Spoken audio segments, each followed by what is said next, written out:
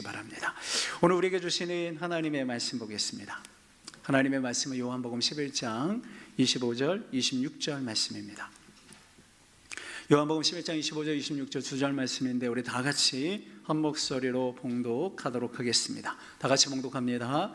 예수께서 이르시되 나는 부활이요 생명이니 나를 믿는 자는 죽어도 살겠고 무릇 살아서 나를 믿는 자는 영원히 죽지 아니하리니 이것을 내가 믿느냐. 아멘. 할렐루야. 네, 오늘 거룩한 주의 2부 예배에 나오셔서 귀한 예배를 드린 우리 사랑하는 모든 성도들에게 오늘도 하나님이 주시는 부활의 기쁨과 은혜가 감격의 역사가 우리 가운데 충만하게 임하는 시간이 되기를 간절히 주님의 이름으로 축원드립니다. 오늘 부활 역사의 증인으로 살아갑시다 라고 하는 제목으로 우리가 같이 오늘 은혜를 좀 나누고자 합니다. 오늘은 우리가 부활주일 첫 번째 주일로 우리가 주님 앞에 하나님 앞에 영광 올려드리고 있습니다. 우리가 지난 주일에 부활주일로 온 세대 연합 예배로 하나님께 올려드렸는데 오늘은 부활주일이 지난 첫 번째 주일로 우리가 지키고 있습니다. 그래서 오늘 4월의 마지막 주일에 우리는 다시 한번 주님의 전 부활을 생각해보고 다음 주부터는 이제 5월 가정의 달로 우리가 한번 들어가 보도록 하겠습니다. 사랑하는 성도 여러분, 한번 물어보겠습니다. 부활하신 주님을 믿으십니까? 부활하신 주님을 정말 믿고 계십니까? 네, 확실하십니까? 네, 확실하시기를 바랍니다. 우리가 또 성도로서 부활을 믿는다는 것, 사실 우리가 기독교 신앙을 가지고 살아가는 것, 예수 그리스도를 경배하고 예배하는 것, 특별히 오늘 이 자리에 나와서 예배하는 것, 뭐 혹시 온 지 얼마 안 됐고 처음 나오신 분들은 아닐 수 있겠지만 적어도 우리가 믿음을 갖고 주일 예배를 드린다는 것은 사실 부활하신 예수님을 믿는다라고 하는 고백하는 행위이죠. 내가 부활하신 주님을 믿기 때문에 이 자리에 나와 우리는 하나님께 예배를 드린다는 것이죠. 그래서 오늘은 부활을 믿는다는 것은 도대체 어떤 의미를 가지고 있는가라고 하는 것을 함께 나누어 보는 시간을 좀 갖고자 합니다. 우리가 부활을 믿는다고 이야기할 때, 즉 나는 부활을 믿는 사람이야 라고 할 때 그것이 어떤 의미를 가지고 사는 건지에 대해서 우리가 오늘 부활의 본질적인 의미를 함께 좀 나누어 보기를 원하고, 부활 신앙을 가지고 있는 나의 삶의 모습은 도대체 어떤 모습이 되어야 되는가 라고 하는 부분을 가지고 오늘 우리가 같이 은혜를 좀 나누고자 합니다. 오늘 좀 두 가지의 은혜를 좀 나누고자 합니다. 부활을 믿는다는 것은 어떤 의미일까? 그 첫 번째는요, 바로 부활은 이성을 뛰어넘는 믿음이다 라고 하는 것을 첫 번째로 말씀드리고 싶습니다. 여러분, 사실 부활을 믿는다라고 있다고, 부활을 믿고 있다고 말하는 성도님들 중에도 굉장히 이성적이지 않으면 받아들이려고 하지 않는 경향이 있습니다. 부활을 믿지 않는 성도들도 있다는 거죠. 내가 예수님을 믿고 내가 교회 기독교라고 하는 신앙을 갖고 있는데 부활은 도저히 믿을 수가 없다는 거예요. 내가 성경도 좀 이해할 수 있겠고, 그런데 이 부활은 내가 이성적으로 받아들이지 못하겠다 라고 하시는 분들이 있어요. 어떻게 죽은 사람이 다시 살아날 수 있을까? 라고 하는 거를 이성적으로 이해가 안 되니까 그거를 내가 받아들이려고 하지 않는 그러한 성도들도 있다는, 교인들도 있다는 거죠. 여러분, 불신자들은 아마 더 할 것이라고 저는 생각해요. 이성적이라고 생각하고 내가 이성적인 사람이기 때문에 어떠한 부활과 같은 어떤 신화와 같은 이런 말도 안 되는 것을 믿으려고 하지 않습니다. 세상에 절대 일어날 수 없는 이런 일을 믿지 않으려고 한다라고 하는 거죠. 우리들 안에서도 그런 것도 있어요. 여러분, 창세기를 보면 꼭 어떻습니까? 신화 같은 이야기 같지 않아요? 사람이 900살까지 살고 신화와 같은 이야기들이 너무 많이 나오는 것 같아서 이게 믿어지지 않는, 왠지 이성적으로 이걸 받아들이기 힘든 그런 분들이 있을 수 있다는 거예요. 그리고 그것에 대해서 많은 현대인들은 끊임없이 그래서 논쟁을 하려고 하고, 끊임없이 과학적으로 무엇인가 증명을 하려고 하고, 끊임없이 이성을 가지고 그래서 토론을 하려고 합니다. 그게 어떻게 가능한지, 그걸 어떻게 내가 믿을 수가 있는지, 그게 확실한 건지, 아니면 그것이 정말 증명이 된 것인지, 그게 팩트인지 사실인지 끊임없이 질문을 하는 거죠. 그래서 질문을 해서 무엇인가 얻으려내려고 하는 거죠. 특별히 여러분, 기독교 안에서의 이 부활과 같은 초자연적인 영역들을 비이성적인 것으로 치부해버리고 비이성적인 것들로 여겨서 받아들이려고 하지 않는다는 겁니다. 그러면 오늘 우리가 조금 전에 여러분 모두는 부활을 믿는다고 말씀을 하셨는데, 부활을 믿는다라고 했을 때 그러면 우리는 정말 이성적으로 이것이 사실이어서 우리가 믿는 것일까요? 100% 모든 것이 다 증명이 되었기 때문에 우리가 믿고 있는 것일까요? 여러분들은 부활을 어떻게 믿으셨습니까? 부활을 어떠한 방법으로 여러분 믿고 계시는 거예요? 이성적으로 이게 사실이어서 믿고 계십니까? 아니면 무엇이 100% 증명이 되어서 이 부활을 믿고 계십니까? 여러분, 이런 부분들을 한번 우리가 정직하고 직설적으로 생각해 볼 필요가 있다는 거죠. 믿음을 가지고 계신다면 100% 증명이 되어서 내가 믿어진 것일까? 한번 우리의 부활을 믿는 믿음에 대해서 한번 생각해 보자는 거죠. 여러분, 제가 지금부터 조금은 말씀에 대한 부분에 있어서가 아닌 여러분 이 부분을 믿음을 찾아가는 방법들을 놓고 한번 이야기를 좀 해볼게요. 여러분, 수학이라고 하는 게 있습니다. 우리 아이들이 배우는 수학이죠. 수학의 원리를 보면 두 가지의 수학의 대상이 있다고 합니다. 하나는 증명이 되어야 되는 대상이고 또 하나는 믿어야 하는 대상이 있다고 해요. 자, 증명을 하는 수학을 명제라고 수학에서는 정의를 내려주고 있는 것을 볼 수가 있습니다. 그리고 수학에서 믿어야 하는 영역이 있다라고 하는 것이 있습니다.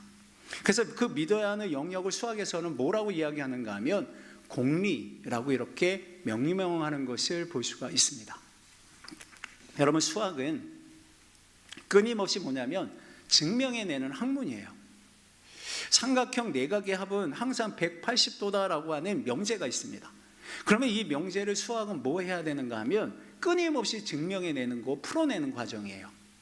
그러면 수학의 내각의 합이 왜 180도인가를 증명해내기 위해서 질문을 계속 던지는 거예요. 증명을 끊임없이 해내는 것이 뭐냐면 수학입니다. 계속해서 뭐냐면 답을 찾아가요. 그리고 답을 내려고 하죠. 그런데 수학에서 그렇게 계속 답을 찾아가다 보면 어느 순간에는 이러이러해서 그래라고 하는 이유를 제시할 수 없는 곳에 다다르게 되어집니다. 그러니까 이건 더 이상 이유를 얘기할 수 없는 거죠. 그냥 사람들이 처음부터 그랬다라고 약속하고 믿는 것이 있습니다. 그 부분이 바로 수학에서 이야기하는 공리라고 하는 지점이다라는 거죠. 그러니까 현대 수학에서는 이 공리가 12개에서 13개가 있다고 얘기합니다. 여러분, 그것은 더 이상 증명해내는 영역이 아니라는 거죠. 수학도 어느 정도에 들어가게 되면 그것을 증명해내는 영역이 아니라 그냥 처음부터 사실이라고 증명할 필요 없이 참으로 받아들이는 믿음이라고 하는 영역이 있다는 겁니다. 원래 이것을 증명할 수 없는 영역이라고 인정하면서 수학의 출발은 어디서부터 출발하느냐? 믿음에서부터 출발한다는 거죠. 자, 여러분, 믿음이라는 것도 사실 우리가 믿는 믿음이라는 것도 동일한 것 같습니다. 사실은 끊임없이 우리도 질문을 던지죠. 하나님은 왜 이러시는데? 하나님은 그럼 어디서부터 왔는데? 그럼 사람은 도대체 뭔데? 이 세상을 어떻게 해석해야 되는데? 라고 하는 끊임없는 질문을 던지잖아요. 그런데 끊임없이 질문을 던지지만 결국 어느 끝에 가면 증명해낼 수도 없고 답을 내릴 수도 없는 무엇인가에 도착을 한다는 거죠. 사실 이거는 여러 가지에도 나타납니다. 수학뿐만이 아니라 우리 믿음도만이 아니라 철학도 마찬가지죠. 나는 누구인가? 나는 어디서부터 왔는가?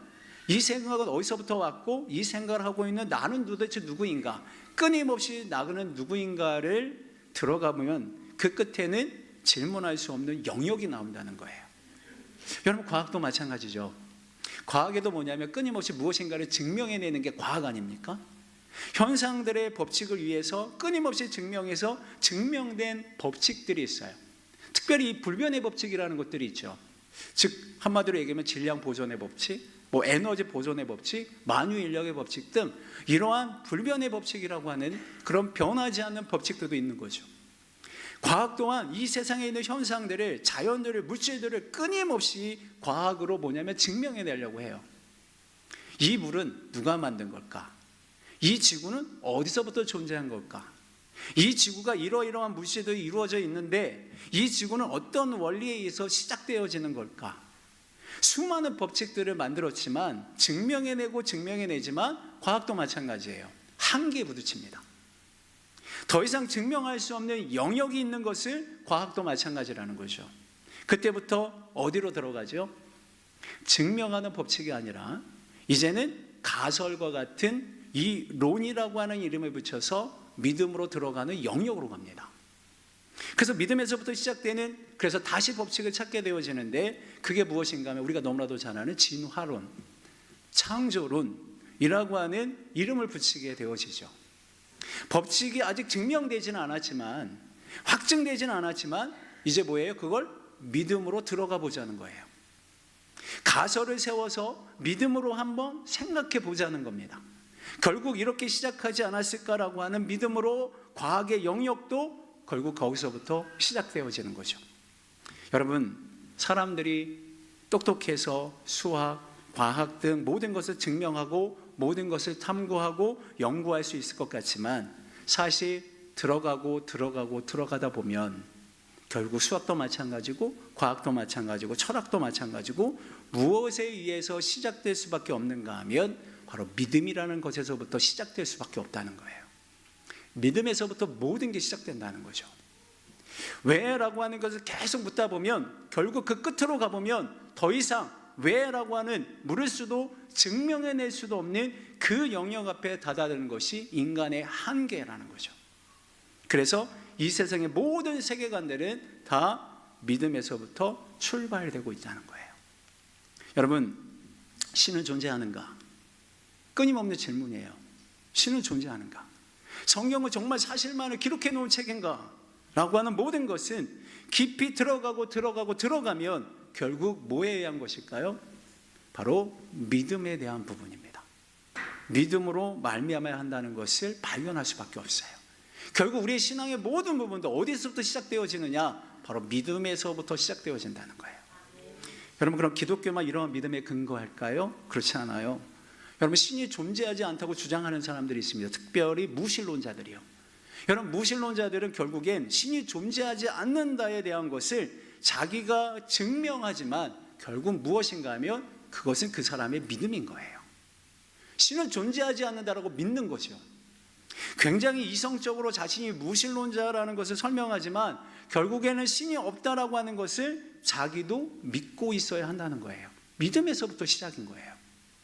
결국 이 세상의 모든 것은 다 믿음에서부터 출발하고 있다는 거죠. 인간이 아무리 똑똑해 보이는 척을 하고 굉장히 이성적인 척하고 모든 것을 다 하지만 이 세상을 사는 모든 이성에 관한 것은 사실 어디에서부터 출발하느냐? 그 사람의 믿음에서부터 출발하는 겁니다. 모든 영역이 그래요. 즉 어떤 믿음이 있어야 명제가 생기고 그걸 증명해내고 그나마 그 위에 명제들을 만들어내면서 살 수 있다는 거죠. 왜 그렇습니까? 아무리 인간의 이성으로 정리 안 될, 결국 인간이 증명해낼 수도 없고 해결할 수도 없는 문제이기 때문에 그렇습니다. 여러분, 한번 죽음이라는 걸 생각해 보세요. 생명과 죽음이라고 하는 것이 도대체 무엇입니까? 어디서부터 나는 왔길래 이 호흡을 가지고 있고 생명을 가지고 있고 마음을 가지고 있고 사랑이라는 걸 추구하면서 살아가는 것일까? 나는 어디서부터 와서 이 생명을 얻은 것일까? 여러분, 이 사실 영역 앞에 어떠한 이성도 그냥 하나씩 조금씩 찾아갈 뿐이지 결국 해결되지 않는 부분이지 않습니까? 여러분, 그게 바로 인간의 실존이고 인간에게 던져진 한계라는 거예요. 그럼 무엇입니까? 우리 모든 것을 살펴봤을 때 어디서부터 출발하는가 하면 바로 믿음의 영역이라는 거죠. 오늘 우리도 부활하신 주님을 믿습니다 라고 얘기했을 때 여러분, 부활하신 주님 우리가 어떻게 이게 믿게 되어지느냐라는 거예요. 내가 어떠한 사실을 갖고 있기 때문에 무엇이 증명되어진 게 있기 때문에 여러분, 그래서 그렇게 해서 믿어지는 부분이 조금이라도 있을 수 있겠지만 그러나 한계가 부딪힌다는 거죠. 이 믿음이 도대체 나에게 어떻게 온 것인가 라고 하는 것은 여러분, 이것은 우리가 주어지는 게 아니라는 거예요. 어떠한 놀라우신 비이성적인 것이 분명하게 존재한다는 것을 알게 되어진다는 것이죠. 자, 오늘 제가 여러분들에게 조금 더 설명을 쉽게 하기 위해서 제가 오늘 여러분들에게 좀 영화 한 편을 좀 소개시켜 드릴게요. 이게 책으로도 나왔는데요. 제목이 무엇인가 하면 예수는 역사다라고 하는 영화입니다. 혹시 보신 분들 계시나요?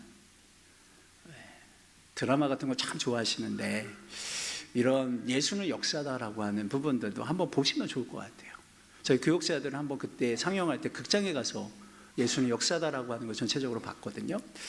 이 아직 보이지 않는 분들이 있다면 보지 않은 분들이 한번 볼 수 있도록 추천해주는 영화 중에 하나입니다. 한번 이번 주간에 보실 수 있으면 보셨으면 좋겠어요. 여러분, 이 영화는 실화를 바탕으로 해서 책이 먼저 나왔고 그리고 이후에 영화로 나왔습니다. 이 내용을 좀 소개한다면 여기에 주인공이 등장해요. 그 주인공의 이름은 리 스토로벨이라고 하는 사람입니다. 자, 이 리 스토로벨이라고 하는 사람이 지금은 뭐냐면 목사님이 되셨습니다. 원래 그분은 어느 잡지사에서 들어가서 승승장구하는 기자였습니다. 기자이고 잡지사에서 일하는 분인데 아내와 딸과 함께 행복하게 사는 그런 가장이었습니다. 자, 어느 날 이 가정이 식당에서 식사를 하기 시작합니다. 그런데 식사를 하다가 어린 딸의 목에 사탕이 걸리게 돼요. 그래서 이 남편과 아내는 굉장히 당황해서 구급차를 불러달라고 소리를 치게 되고 순식간에 식당은 다 아수라장이 되어지죠. 그때 한 흑인 여성이 나타납니다. 한 흑인 여성이 나타나서 응급처치로 이 딸의 생명을 구해줘요. 그런데 그녀가 그 딸을 살려주고 나서 그 아내에게 이런 말을 합니다. 처음엔 남편과 다른 식당에 가려고 했는데 무엇인가가 이끌리는 것처럼 이곳에 오게 되었다라고 얘기를 합니다. 그리고 나서 이런 말을 해요. 이것은 절대로 우연이 아닙니다. 예수님이 저를 이곳에 보내셨습니다 라고 하는 말을 이 딸을 구해준 이 여성이 얘기를 합니다. 그러면서 그분과 인연이 되기 시작했어요. 이 아내가. 그러면서 자연스럽게 관계를 맺으면서 예수님에 대한 소개를 듣기 시작합니다.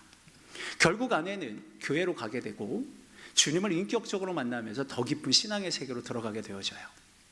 자, 그런데 문제는 남편, 주인공이라고 하는 남편 리는 지독한 무신론자였습니다. 나는 사실만 믿는다. 나는 내 눈에 보이는 것만 믿는다. 이렇게 믿는 사람이었습니다. 그래서 남편 입장에서는 그분이 이야기한 이것은 우연이 아니라 예수님이 저를 보내셨습니다 라고 하는 이 말 자체를 상당히 싫어하는 사람이었습니다. 또한 아내가 교회에 가서 주님을 만났다고, 그래서 주님을 믿게 되었다고, 하나님은 정말 살아계시다고 이런 말을 하는 자체를 너무 못마땅하게 하고 너무 싫었던 거죠. 그래서 이 사람이 우리 아내를 교회에서 빼내와야 되겠다라고 하는 생각으로 자기가 직접 예수의 부활이 가짜라고 하는 것을 증명해서 내가 아내를 교회로부터 멀어지게 해야 되겠다라고 하는 마음으로 예수님의 이 부활을 이성적으로 접근해서 가짜라고 확신시켜주기 위한 접근을 해나가는 영화가 바로 이 영화의 내용입니다. 그래서 이 남편은 어마어마한 자료를 찾기 시작합니다. 어마어마한 예수님의 부활에 대한 자료를 찾기 시작하고, 그리고 박사들도 만나서 찾아가고, 의학 박사 또 역사학자들 뭐 이런 여러 가지를 다 찾아다니면서 하나하나 예수님의 부활이 가짜라는 것을 조사하기 시작하면서 검토해보고 물어보는 그러한 여정이 펼쳐집니다. 오직 하나예요. 예수의 부활이 가짜, 거짓이라고 하는 사실을 찾아내기 위해서입니다. 그런데 찾아가면 찾아갈수록 예수 부활에 대한 이 사건이 이성적으로도 역사적으로도 학문적으로도 여러 영역에서 더 많은 자료와 더 많은 역사의 사실을 가지고 있다는 것을 확인하게 돼요. 그러니까 예수가 부활이라는 사실을 거짓을 발견하려고 계속 준비하고 찾아다녔는데 결국은 뭐냐면 이게 점점점 사실이라고 하는, 부활이 점점점 사실이라고 하는 것을 확인해가기 시작합니다. 그러면서 굉장히 이 주인공이, 이 사람이 힘들어하기 시작해요. 내가 생각하는 것보다 역사적인 문헌이 너무 많았고, 자기가 생각하는 것보다 의학적으로 성경에서 표현해 놓은 예수님의 십자가형에 대한 이야기들이 굉장히 의학 지식적으로 부활이 가짜일 수 없는 근거들을 말해주고 있다는 거예요. 그러면서 90%쯤은 내가 생각하는 것보다 예수의 부활이 역사적으로 학문적으로 굉장히 사실에 가깝다라는 것을 깨닫게 되어져요. 그러니까 이 사람은 예수님이 가짜라고 하는 것을 확인하기 위해서 그 자료들을 모집하다가 결국 90%는 어떤 확신이 들었는가 하면 예수님의 부활은 진짜구나 라는 90%의 확률이 생긴 거예요. 그런데 이 영화에서 예수님의 부활이 100% 진짜라는 확인을 해주지 않아요. 그러면서 영화는 끝부분이 굉장히 조금 싱겁게 끝나는 느낌이 들어요. 영화를 보면 갑자기 결말로 흘러갑니다.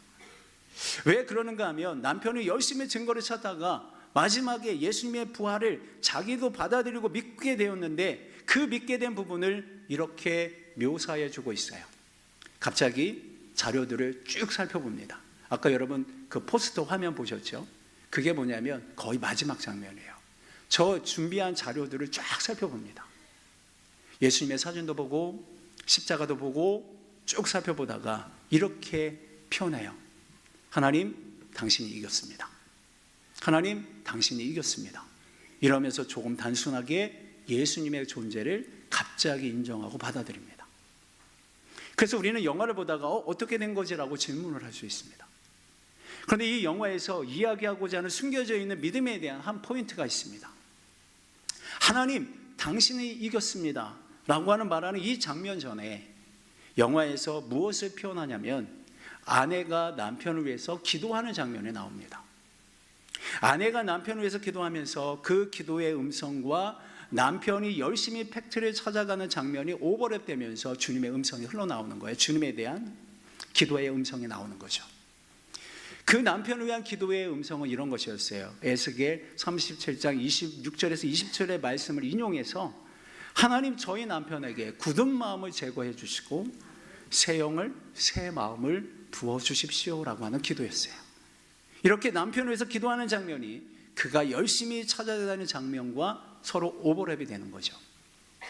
여러분, 영화가 무엇을 이야기하고 싶었냐면 남편이 예수가 정말 부활했다는 것을 입증하기 위해 마지막 10%, 즉 90%는 자기의 열심을 통해 나름대로 그것을 준비해 가면서 인정해 가지만 마지막 그 퍼즐이 완성되는 10%, 결국 그 10%는 아무리 진짜인들, 아무리 가짜인들, 그리고 사실을 아무리 찾아도 결국에 마지막 퍼즐 10%는 증명돼서 믿을 수 있는 게 아니라, 그리고 사실을 가지고 있다고 해서 믿어지는 게 아니라 나머지 10%의 퍼즐은 하나님이 주시는 믿음이라는 영역이라는 거죠. 하나님이 주셔야 한다는 거죠. 믿음이라고 하는 영역으로 확증된다는 겁니다. 부활을 증명해내는, 부활을 믿을 수 있는 마지막 퍼즐은 과학이 아니에요. 어떠한 역사적인 근거가 아니고 어떤 증명된 것이 아닙니다. 아무리 역사적인 근거가 있든 한들 믿지 않습니다. 아무리 사실을 얘기해줘도, 아무리 부모가 좋은 말을 해줘도 자기가 믿지 않으면, 자기 안에 감동이 들어오지 않으면 믿지 않는 게 우리 사람의 모습이죠. 결국 이 영화에서도 이야기하는 것이 바로 그것입니다. 아무리 사실이 확실해도 부활을 믿는 증명하는 마지막 퍼즐은 무엇이냐면 믿음이라는 거예요. 어떠한 여러 가지 사실들이 있고 여러 가지 증명되는 것이 있어도 결국 마지막은 무엇이냐? 마지막은 믿음이라는 거예요. 결국 과학이라는 것도 100% 존재하지 않아요. 그래서 마지막은 무엇이냐? 믿음이라는 거죠. 오늘 우리도 마찬가지입니다. 우리가 성경을 읽어서 내 안에 이성적으로, 지식으로 90% 동의가 되어도 이성적으로 오는 것이 아니라 결국 그 영역을 왕성해 주는 것은 도대체 어떤 것이냐면 하나님의 영역인 믿음이라는 거예요. 오늘 여러분들이 부활을 믿잖아요. 내가 믿은 게 아닙니다. 내가 믿었다고 착각하지 마십시오. 내가 부활을 믿은 게 아니에요. 여러분들 어느 정도 이성적으로 나름대로 노력을 해서 90% 정도 생각을 해줄 수 있어요. 그러나 믿음이라는 것은 100%입니다. 근데 그 10%는 누가 어떤 영역인가 하면 하나님의 영역인 거예요. 그래서 우리가 부활을 믿게 하신 거죠. 사랑하는 여러분, 제가 이성이 중요하지 않다라고 얘기하는 게 아닙니다. 이성 중요해요. 90%가 차오를 때까지 우리를 생각하고 듣고 배우고 깨닫고 이해하는 거 너무 중요해요. 여러분, 이성이 우리들에게 필요합니다. 하나님이 왜 우리에게 이성을 주셨는데요? 이성이 필요한 거예요. 필요 없는 게 아닙니다. 우리들에게 이런 게 필요해요. 우리는 우리의 이 지성을 가지고 우리의 이성을 차용해서 우리의 논리로 주님의 말씀을 배우고 주님의 말씀을 깨닫고 듣게 되어지는 거예요. 그러나 이성의 확인으로만 믿음이 생기는 것이 아니라는 거죠. 90% 정도는 우리는 납득할 수 있습니다. 머리로 정리도 될 수도 있습니다. 그러나 나머지 해결되지 않는 10%의 문제, 어떻게 해봐도 되지 않는 죄의 문제, 어떻게 해봐도 되지 않는 그 10%의 영역은 우리가 해결할 수 있는 게 아니라는 거죠. 바로 믿음이라고 하는 영역이 해결해 준다는 거예요. 인간이 아무리 머리를 굴려도요, 해결할 수 없는 한 가지의 놀라운 사실이 있어요. 그게 뭔지 아십니까? 죽음의 문제입니다. 여러분, 죽음의 문제, 우리는 이걸 아무리 머리로 굴려도 해결되지 않아요. 우리 인간의 한계입니다. 죽음의 문제는 해결되지 않아요. 아무리 내가 죽음의 문제를 해결하려고 열심히 노력하고 애써도, 우리의 수명을 조금 늘릴 수 있어도 죽음의 문제는 우리 해결할 수 없어요. 부활이라고 하는 것은 이 죽음을 넘어선 생명을 주신 분이 계신다라고 하는 믿음이에요. 성경은 인간이 살아가고 있는 이 원리, 보이는 게 아니라 보이지 않는 걸 믿음으로 살아간다라고 하는 이유를 성경은 분명히 우리들에게 얘기해 주고 있습니다. 왜냐하면 인간이 아무리 과학으로, 수학으로 모든 걸 증명하려고 해도 결국엔 믿음으로 살 수밖에 없는 존재들이기 때문인 거예요. 여러분, 왜 우리는 이 부활의 믿음을 가질 수 있을까요? 어떻게 오늘 우리는 이 부활의 믿음을 가질 수 있게 되었을까요? 여러분, 성경에 보면 그분은 믿음의 창시자요, 믿음의 완성자이셔서 그분만이 우리가 이 죽음을 넘어서는, 이상의 한계를 넘어서고 있는 우리를 이해 너머에 있는 하나님을 믿을 수 있는 은혜를 주셨기 때문인 거예요. 하나님이 오늘 나를 부활의 주님을 믿게 하셨다는 거죠. 놀랍다는 거예요. 이게 하나님의 은혜의 선물이라는 거예요. 그래서 구약에서는 주님을, 하나님의 주님을 이렇게 표현해요. 하나님을 기묘자라고 표현합니다. 여러분, 기묘자라고 하는 표현, 영어 성경으로 번역된 것을 보게 되면 이렇게 되어 있어요. Beyond Understanding으로 되어 있습니다. 즉 이런 거예요. 하나님은 너의 이해를 넘어서는 분이야 라는 거예요. 은혜를 주시는, 너를 구원하시는 하나님은 너의 이해로 해석되지 않는 분이야 라고 하는 것을 기묘자라는 표현으로 하고 있습니다. 여러분, 이성을 뛰어넘어서 해결되지 않는 이 영역이, 죽음의 영역이, 이성의 영역이 성령을 통해서, 그 예수님의 사랑을 통해, 보이지 않는 그 힘을 통해 세상의 방식과 이성을 뛰어넘는 사랑이 믿어지는 은혜가 우리 사랑하는 모든 성도들에게 가득하게 임할 수 있기를 간절히 주님의 이름으로 축원드려요. 사랑하는 성도 여러분, 우리 이성이 필요합니다. 그렇죠? 이성으로 말씀을 탐구하고 말씀을 배우고 예수 그리스도를 알고 그리고 말씀을 읽어가는 우리들의 이성이 필요해요. 그래서 믿음은 이렇게도 표현해요. 들음에서 난다라고까지 표현해요. 이성이 필요한 게 필요 없는 게 아닙니다. 그러나 여러분, 마지막 10%는 무엇입니까? 하나님이 주시는 믿음의 영역이에요. 오늘 내가 부활을 믿게 된 것은, 여러분, 내가 오늘 부활을 믿게 된 그 은혜는, 이것은 하나님이 내 안에서 역사하신 거예요. 여러분, 예수님이 부활하신 것을 본 적이 있으십니까? 여러분, 없잖아요. 우리는. 근데 이건 도저히 이성을 뛰어넘는, 여러분, 비이성적인, 초월적인 거잖아요. 이 부활을 믿는다는 것은 내 힘으로 되는 게 아닙니다. 이건 하나님이 주시는 영역으로 우리가 믿게 되어지는 은혜를 주신 거예요. 돈의 문제, 수많은 보이는 문제 앞에, 수많은 생각의 문제 앞에서 여러분, 이 믿음이 있다는 것은 보이는 세계에서 결정되는 게 아니라 모든 걸 창조하신 예수님의 그 믿음이 내 안에 있다는 것을 믿는 것에서부터 시작되어지는 거예요. 이 세상의 이성적인 법칙을 이미 뛰어넘어 죽음을 정복하신 그 부활의 믿음이 우리들의 것임을 기억하실 수 있기를 주의 이름으로 축원드립니다. 이 부활의 믿음을 가지고 살아가는 것, 이것이 바로 오늘 우리 부활하는 믿는 하나님의 백성들의 모습이라는 거예요. 그래서 이성을 뛰어넘는 믿음, 이것이 바로 우리에게 주신 부활의 놀라운 은혜라는 거죠.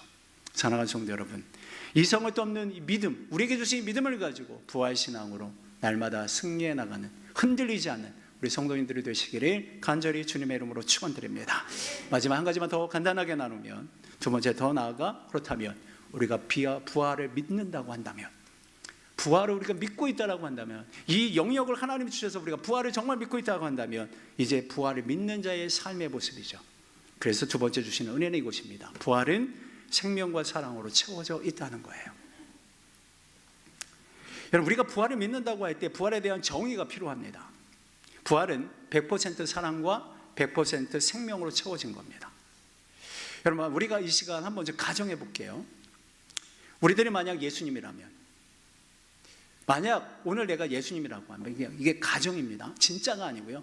제가 진짜로 예수님이라면 지금 이단이 탄생한 거니까 안 되고요. 만약에 제가 예수님이라면, 그래서 엄청 고난을 당하고 매를 맞고 배신을 당하고 그렇게 십자가에 못 박히는 죽음의 고통을 지나 부활했다고 하면 가장 먼저 뭘 하시겠습니까?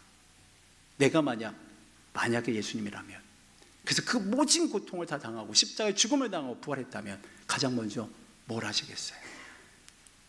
만약에 제가 예수님처럼 부활했다면 저는 이랬을 것 같아요. 일단 대제사장 빌라도 로마 병정 찾아갈 것 같습니다. 복수의 화신이 저에게 있거든요. 내가 당한 것만큼 그들에게 갚아주고 싶어요.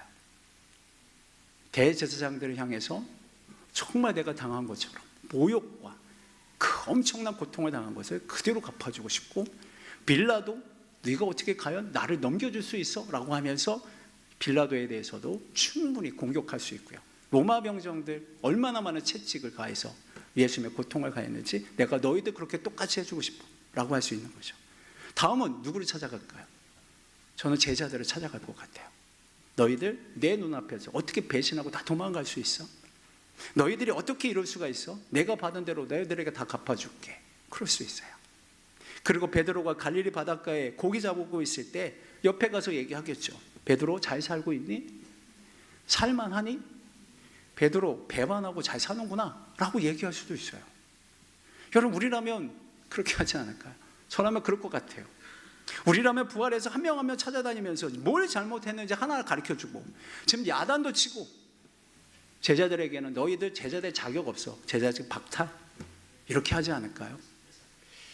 여러분, 저 같으면 그럴 것 같아요. 그런데 여러분, 예수님은 부활하신 뒤에 자신을 죽었던 그 누구를 찾아가지도 않으시고요, 그 이유를 따지거나 묻거나 복수하거나 그렇게 하지 않으세요. 제자들을 찾아가서 막 야단치고 제자들을 박탈하지도 않으시고, 오히려 제자들을 찾아가셔서 위로해줘요. 평안이 너희들에게 있을 거라고 얘기하셔요. 다시 생명을 주시고, 그리고 사명까지 주세요. 왜 그러실까요? 여러분, 부활하신 예수님은 생명 그 자체였기 때문에 그래요. 부활하신 예수님 안에는 충만한 오직 사랑으로 충만했기 때문에 그래요. 예수님은 부활의 능력, 부활의 생명, 부활의 권세를 가지고 사적인 원수를 갖거나 복수를 하거나 자신의 영광을 취하는데 부활의 권세를 사용하지 않았다는 거예요. 여러분, 오늘 우리가 부활을 믿는다는 것은 도대체 뭘까요? 이제 예수님만 죽으시고 예수님만 살아난 것을 믿어지는 게 부활을 믿는 것일까요? 부활은 어떤 믿음을 우리에게 주시는 것일까요? 이걸 생각하셔야 합니다.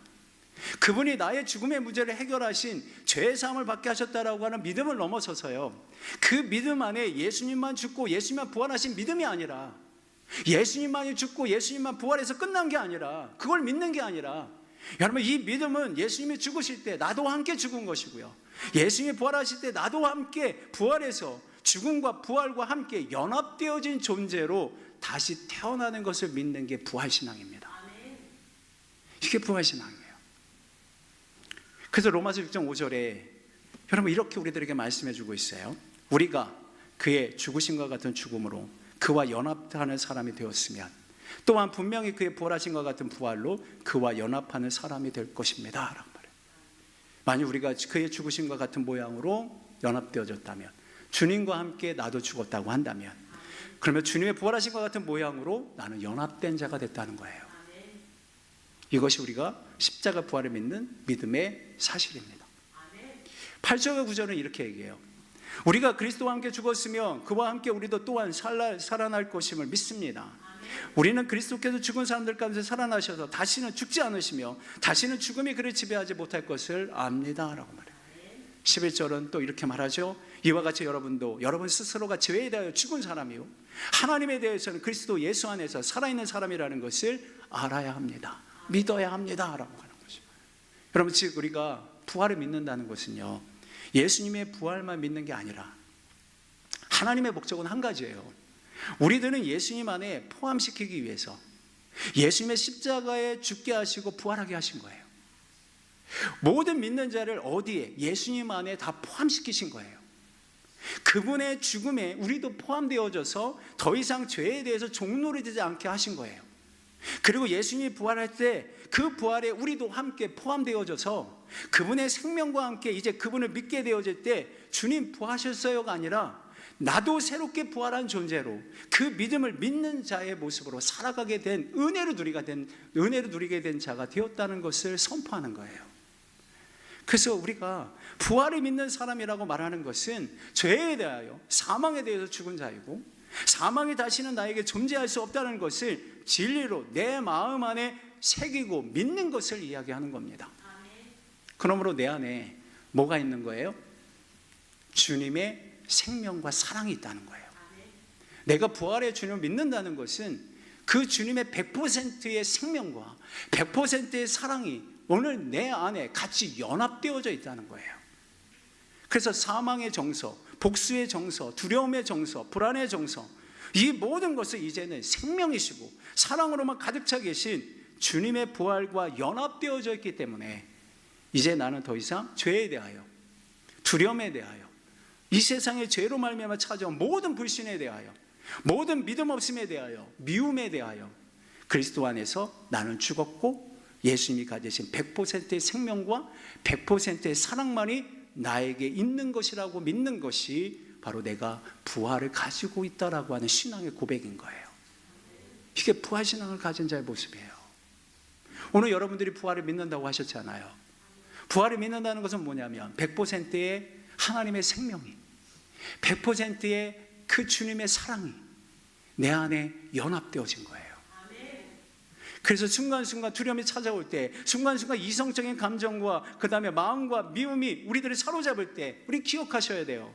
나는 이미 그리스도의 죽음과 연합되어져서 죽었고 100% 생명만 가지신, 사랑만 가지신 예수님 안에 포함된 하나님의 자녀라는 사실을 믿으셔야 하는 거예요.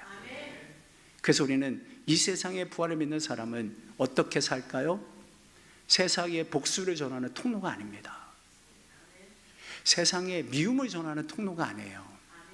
두려움과 함께 증폭시키는 존재가 아닙니다. 두려움이 없이 참된 자유와 평안을 바이러스처럼 전하는 자들입니다.